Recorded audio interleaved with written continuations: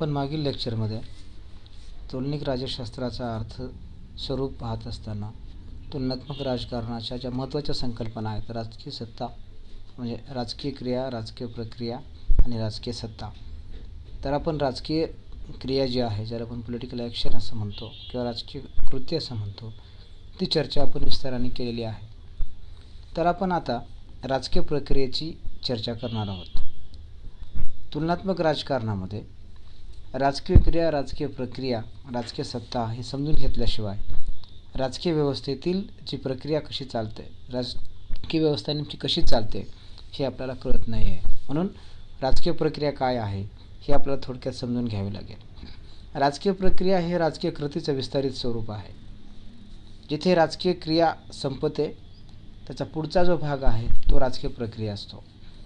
म्हणून धोरण निर्मितीच्या प्रक्रियेत आपली भूमिका बजावणाऱ्या संपूर्ण घटकांचा अभ्यास हा राजकीय प्रक्रियेमध्ये केला जातो. त्याचा समावेश हा राजकीय प्रक्रियेमध्ये केला जातो. म्हणून तुलनात्मक राजकारणाचा जो विस्तार आपल्याला इथे पाहायला मिळतो तो असा की तुलनात्मक राजकारणामध्ये केवळ शासन संस्थेच्याच घटकाचा विचार होत नाही, तर शासकीय पातळीवर किंवा राजकीय प्रक्रियेवर परिणाम करणाऱ्या सर्व शासकीय, अशासकीय, ज्याला आपण औपचारिक आणि अनौपचारिक घटकांचा प्रभाव हा राजकीय प्रक्रियेवर तो पडत असतो. म्हणून समाजात कार्यरत असणाऱ्या ज्या विविध संस्था आहेत, दबाव गट आहेत, हे दबाव गट, विविध संस्था, संघटना स्वतः त्या सत्तेसाठी राजकीय प्रक्रियेमध्ये अंतर्भूत होत असतात. आणि हा जो काही संघर्ष आहे राजकीय प्रक्रियेमधला, राजकीय कृतीपासून आलेला, त्या संघर्षापासून कोणताही दबाव गट, कोणतीही संघटना स्वतःला दूर ठेवू शकत नाही किंवा ते स्वतःला मुक्त, या संघर्षापासून ते मुक्त ठेवू शकत नाही.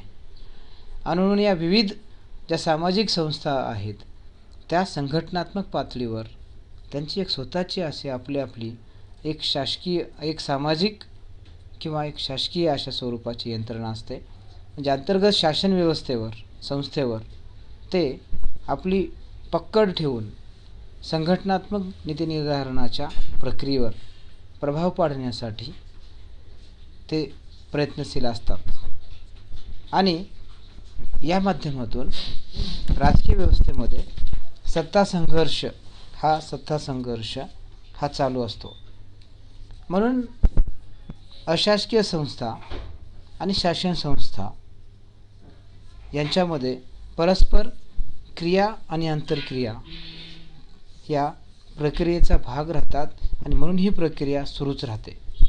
म्हणून एक प्रसिद्ध अभ्यासक फायनर हे असं मत नोंदवतात की ज्या वेळेस शासनाचा पाठिंबा एखाद्या विशिष्ट खाजगी संस्थांना किंवा व्यक्तींना असतो है ना, किंवा व्यक्तिगटांना असतो, तेव्हा इतर स्पर्धक गटाच्या तुलनेत त्या संघटनेची, त्या गटाची यशाची अधिक खात्री असते, अधिक हमी असते.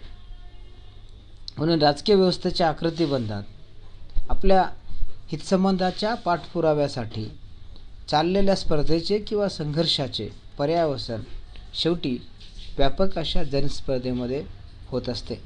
म्हणजे आपल्याच मागण्या मान्य करून शासनाने त्याची अंमलबजावणी करावी अशी प्रत्येक सामाजिक गटाची, संस्थांची भूमिका असते. त्यासाठी मग शासनावर वेगवेगळ्या माध्यमातून दबाव आणला जातो. मग हा दबाव अनेक संघटना, अनेक मोर्चे, अनेक आंदोलने या माध्यमातून हा दबाव आणला जातो. प्रसंगी शासनाची सर्व सत्ता हस्तगत करण्याचा प्रयत्न केला जातो किंवा शासनाच्या सत्तेवर सर्वपरीने दबाव टाकण्याचा तो एक प्रयत्न केला जातो. म्हणून शासनावर प्रभाव टाकला जातो.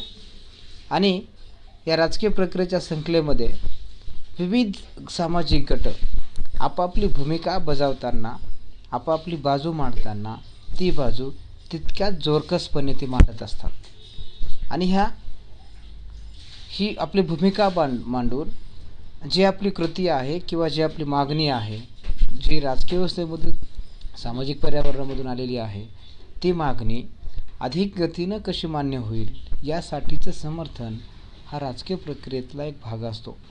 म्हणून ते या माध्यमातून आपली जी मागणी आहे ती मागणी मान्य करून घेण्याचा प्रयत्न, ती मागणी हस्तगत करण्याचा प्रयत्न ते या करतात आणि या प्रक्रियेलाच आपण राजकीय प्रक्रिया असं म्हणतो. म्हणजे साधी गोष्ट अशी आहे की राजकीय प्रक्रिया काय आहे, हे राजकीय कृतीचं विस्तारित रूप आहे.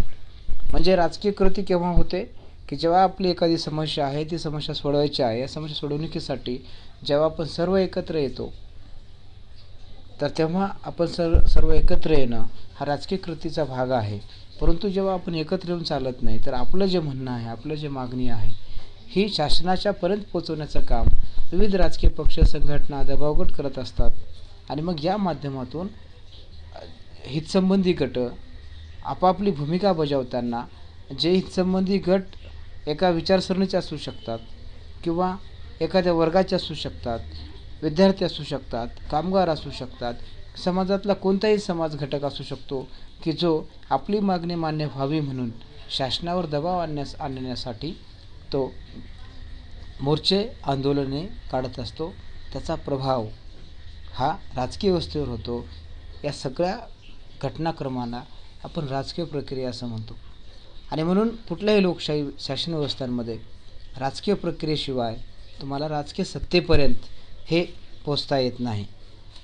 आणि यामध्ये मग तुमच्या समाजातील विविध सामाजिक संघटना आहेत, गट आहे, धर्म आहे, जात आहे, रंग आहे, प्रदेश आहे, वंश आहे, लिंग आहे, ह्या सगळ्या प्रकारच्या आयडेंटिटीज किंवा ह्या सगळ्या प्रकारचे लोक आपापल्या मागण्या आपल्या हितसंबंधी गटांना सोबत घेऊन ते शासनावर दबाव आणण्याचा एक ते प्रयत्न करत असतात. म्हणून राजकीय प्रक्रियेमध्ये या सगळ्या घटकांचा अभ्यास इथे केला जातो.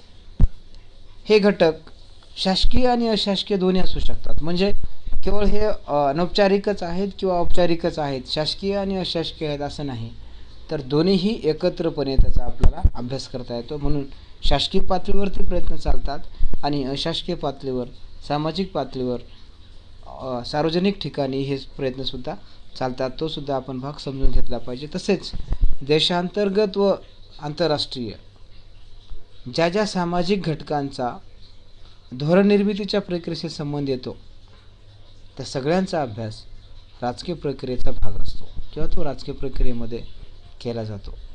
म्हणून जीन ब्लँडेल एक मोठे अभ्यासक आहेत, तर हे असं म्हणतात की शासन ही अशी यंत्रणा असते की ज्यानुसार समाजामध्ये मूल्यांचे वितरण करत असते.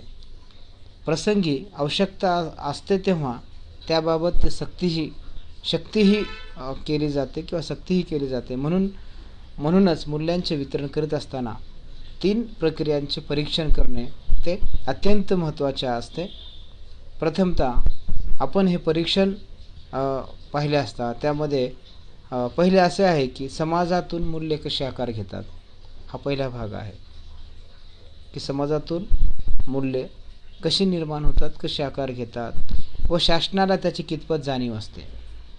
म्हणजे राजकीय प्रक्रियेमध्ये जो महत्त्वाचा भाग आहे, तो महत्त्वाचा भाग म्हणजे ह्या 3 संकल्पनाच्या भोवती आपल्याला पाहायला मिळतो. म्हणजे ह्या 3 प्रक्रियेचं परीक्षण आपल्याला करणं गरजेचं आहे. तर दुसरं असं आहे की दुसऱ्या प्रक्रियेत शासन संस्था सामाजिक मागणीतील जे मूल्य आहेत ते कितपत आत्मसात करू शकतात व त्याचे दुसरं महत्त्वाचं काय आहे की त्याचं प्रदानात रूपांतर कसं केलं जातं.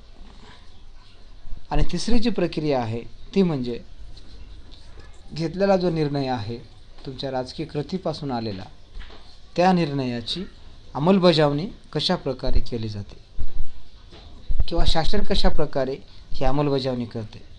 म्हणून शासन संस्थेचे मुख्य कार्य काय आहे, तर समाजातील विविध गटातून ज्या मागण्या आल्यात, ज्या सूचना आल्यात, त्या सूचना स्वीकारून त्याचे रूपांतर निर्णयामध्ये करणे हा राजकीय प्रक्रियेचा एक महत्त्वाचा भाग आहे.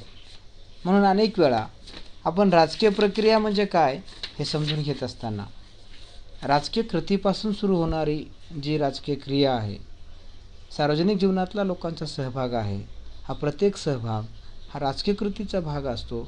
परंतु जेव्हा आपण राजकीय कृतीच्या आधारावर आपण आपल्या समस्या शासनाकडे आपण घेऊन जातो आणि शासन त्याच्यावर विचार करतं आणि त्या आपल्या मागणीवर, त्या राजकीय कृतीवर जे ॲक्शन घेतं, म्हणजे काय करतं, तर आपल्या मागणीला किंवा आपल्या कृतीला ते प्रधानामध्ये रूपांतरित करतं, म्हणजे आपली मागणी मान्य करतं.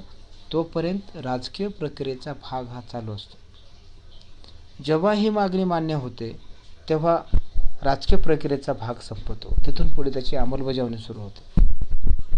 म्हणून राजकीय कृती जिथं थांबते, समस्यासाठी लोक एकत्र येतात आणि जेव्हा समस्यासाठी एकत्र येतात, जेव्हा त्यांना माहीत असतं की आपण अनेक वेळा हे अर्ज विनंत्या करून काही भागत नाही, अशा वेळी लोक मोर्चाचा मार्ग आत्मसात करतात, सत्याग्रहाचा मार्ग आत्मसात करतात, मोर्चाचा मार्ग ते स्वीकारतात.